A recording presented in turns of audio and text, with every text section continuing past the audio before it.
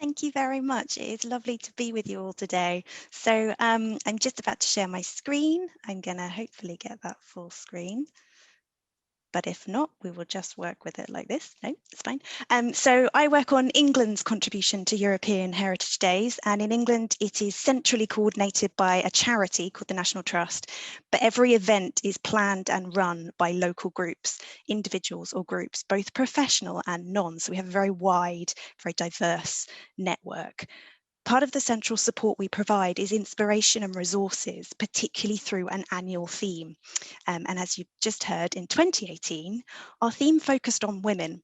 And that's because in England, there was a very important anniversary, a milestone in the history of women's rights in England, the centenary of when the first women in England were allowed to vote.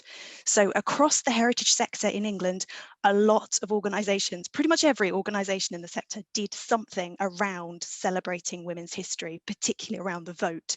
They mainly came under the parliamentary banner, the government banner of Vote 100. And there are some examples at the bottom of the screen, if you can see, of other projects that happened. But we decided that we wanted to take that story wider and look at a broader spotlight of women throughout history and their contribution throughout history beyond just the vote. So we went with Extraordinary Women.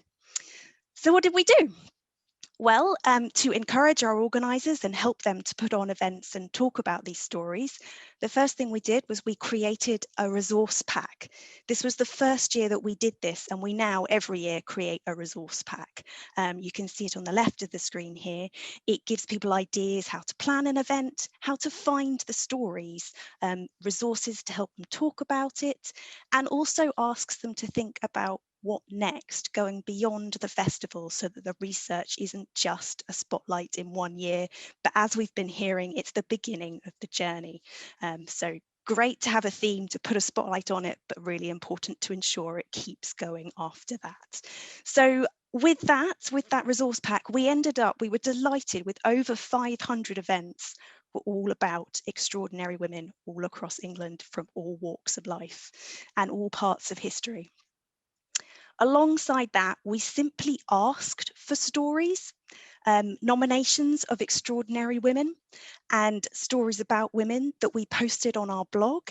And from the nominations, we created this poster, our wall of women. We had over 140 unique names given to us, and we created this wall that has become a lovely poster that's still available to download with a key to who everybody is.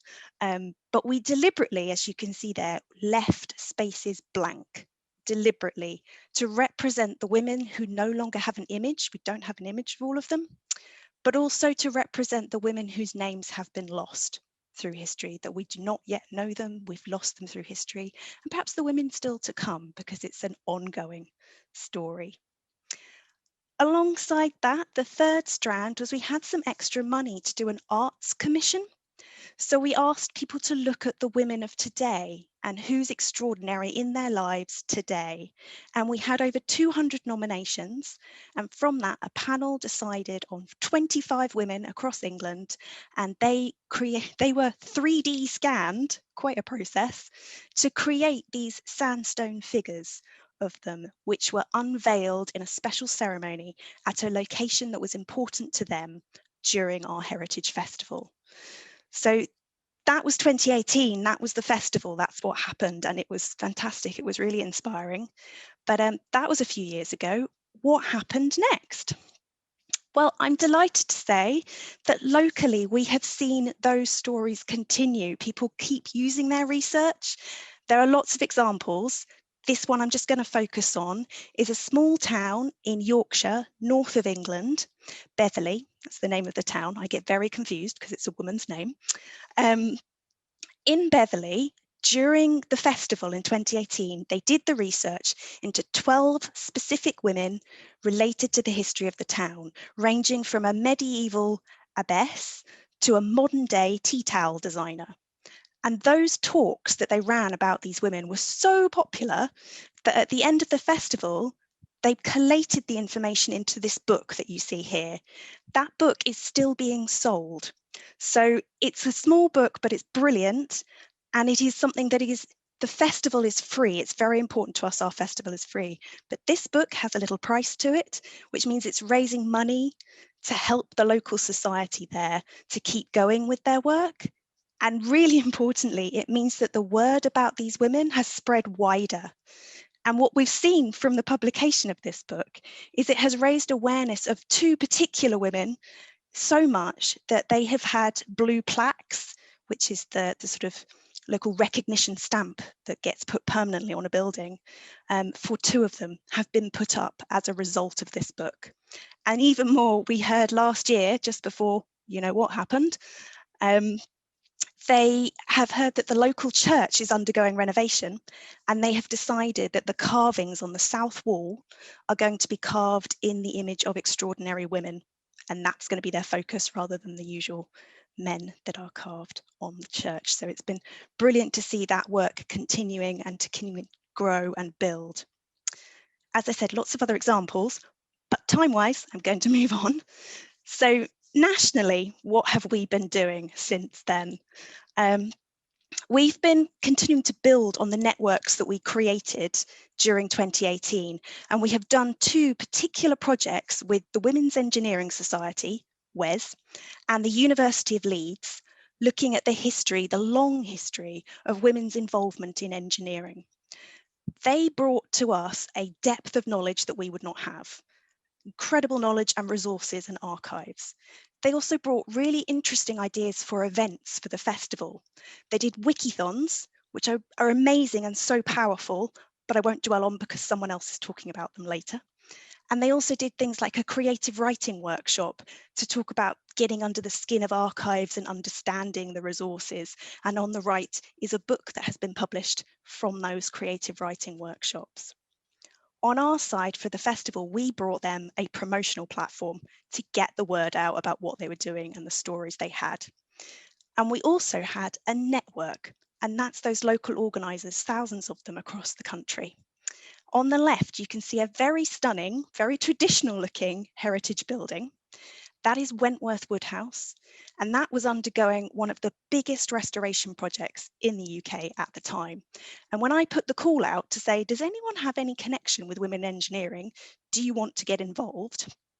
They came back to me and said, yes, we would, because they actually have their main team, coincidentally, just happens to be all women.